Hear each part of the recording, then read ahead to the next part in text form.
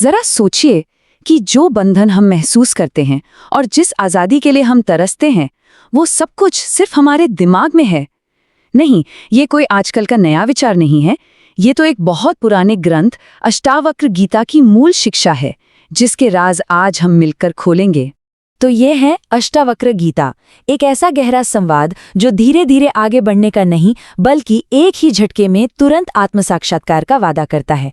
तो चलिए सीधे चलते हैं इस असाधारण बातचीत के दिल में। अब देखिए, हर बड़ी सीख के पीछे एक बड़ा गुरु होता है ना? और अष्टावक्र की कहानी तो किसी भी कहानी जैसी नहीं है। ये जन्म से भी पहले शुरू होती है, एक ऐसे श्राप के साथ जिसने उनकी किस्मत और उनका नाम दोनों को ही एक नया आकार दिया। सुनने में थोड़ा अजीब लगता है ना? एक बच्चा जो अभी पैदा भी नहीं हुआ, वो अपने पिता जो खुद एक बड़े ऋषि थे, उनको वेदों के पाठ में हुई गलतियां बता रहा है। और बस यहीं से हमारी कहानी में एक नाटकीय मोड़ आता है। अब अपने अजन्मे बेटे के इस बात से वो अपमानित महसूस कर गए और गुस्से में आकर उन्होंने एक श्राप दे दिया। श्राप ये था कि जब तुम पैदा होगे तो तुम्हारा शरीर 8 जगहों से मुड़ा हुआ यानी टेढ़ा मेढ़ा होगा। और यही श्राप उनकी पहचान बन गया और यहीं से उन्हें अपना नाम मिला, अष्टावक्र। इसका सीधा सा मतलब है 8 मोड़ों वाला। सोचिए, उनका नाम ही उनके पिता के श्राप की और उनकी इस अनोखी यात्रा की एक लगातार याद दिलाने वाली चीज थी। लेकिन मजे की बात देखिए, या कहूँ विरोधाभास देखिए। शरीर भले ही टेढ़ा था, लेकिन उनका दिमाग, उनकी बुद्धि, वो एकदम सीधी, एकदम तेज थी। मतलब जैसा वो बाहर से दिखते थे, वो उनके अंदर के ज्ञान के सागर को बिल्कुल भी नहीं दर्शाता था। और ये जो अंदर की चमक थी ना, इसे उन्होंने दुनिया को साबित करके भी दिखाया। छोटी सी उम्र में एक लड़के ने राजा जनक के दरबार में बड़े बड़े विद्वानों को बहस में हरा दिया। और ऐसा करके उन्होंने न सिर्फ अपने पिता को छुड़ाया, बल्कि खुद को एक ऐसे गुरु के तौर पर साबित किया जिनका कोई मुकाबला नहीं था। और यहीं से गीता के असली संवाद की जमीन तैयार होती है, जब एक साधक यानी राजा जनक खुद को इस नौजवान असाधारण गुरु के सामने पाते हैं। उनके मन में एक ऐसा सवाल था जो सब कुछ बदलने वाला था। तो राजा जनक ने बिल्कुल भी वक्त बर्बाद नहीं किया, कोई लाग लपेट नहीं, कोई भूमिका नहीं। वो सीधे उस एक सवाल पर आए जो हर आध्यात्मिक रास्ते पर चलने वाले के मन में होता है।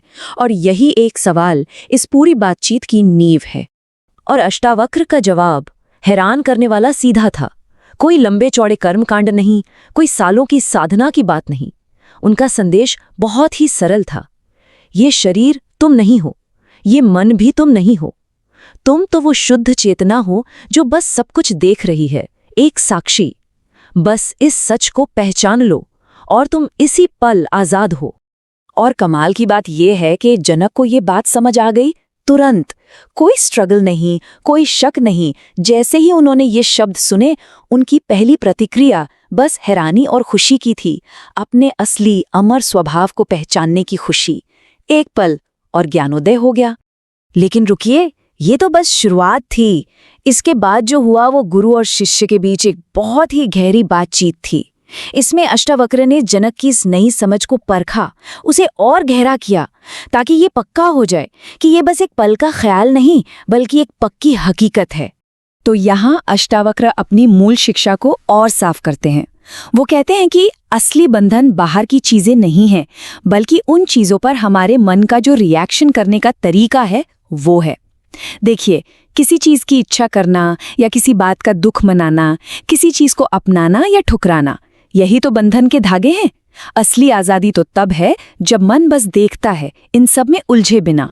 इसी अवस्था को साक्षी भाव कहते हैं।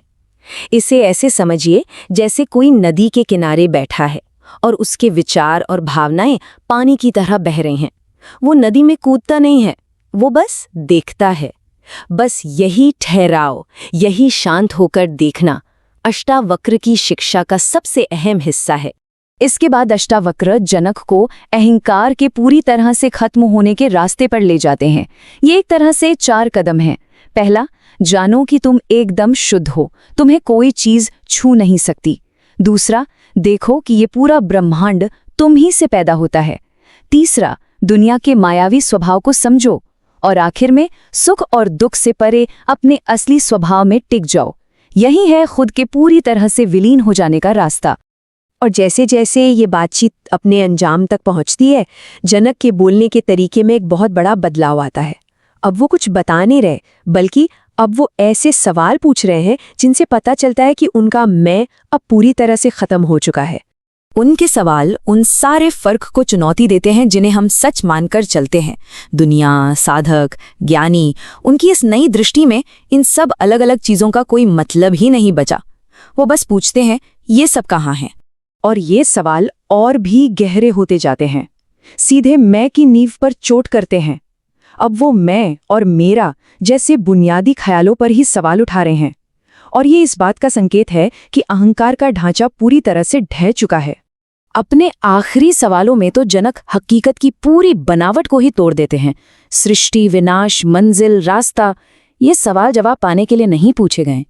ये तो खुद इस बात की तरफ इशारा करते हैं कि इस दुनिया में ऐसे सवालों का आखिर में कोई मतलब ही नहीं रह जाता। और फिर आता है आखिरी एहसास, मुझसे कुछ नहीं निकलता। मतलब कोई करने वाला नहीं है, कोई रचना नहीं है, बस शुद्ध अस्तित्व है। और इस एहसास के साथ ही शब्द खत्म हो जाते हैं। अब और कुछ नहीं कहा जा सकता। ये पूरी बातचीत खामोशी में घुल जाती है और हमारे लिए एक सवाल छोड़ जाती है जो हर बड़ी सीख का केंद्र होता है। जब शब्द खत्म हो जाते हैं तो पीछे क्या बचता है?